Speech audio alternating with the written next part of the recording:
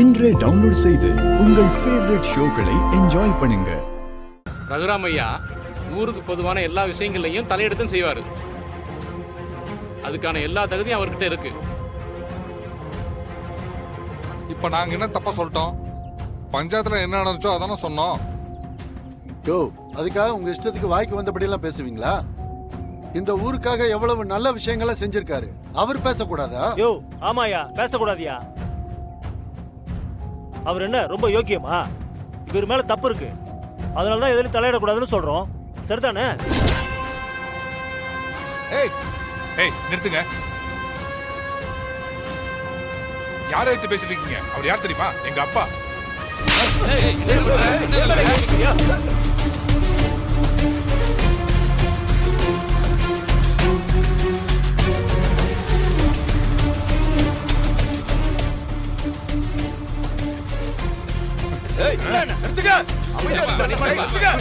யார் மேல கை வைக்கிற?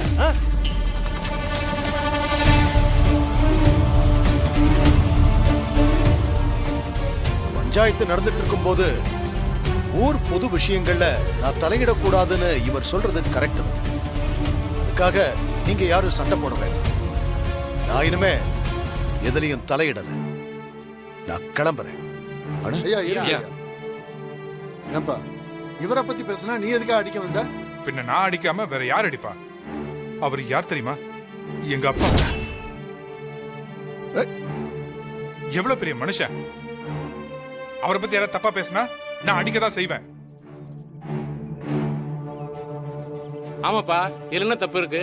அவன் அப்பாவை பத்தி தப்பா பேசினா அவன் அடிக்கதான் செய்வான். தான் ஆடாட்டாலும் தான் தசை ஆடத்தானே செய்யும். கரெக்ட் தாப்பா. இந்த மாதிரி நேரத்துல எந்த ஒரு பிள்ளையும் தன்னோட அப்பாவை விட்டு கொடுக்க மாட்டான் தான். சரியா சொன்னீங்க.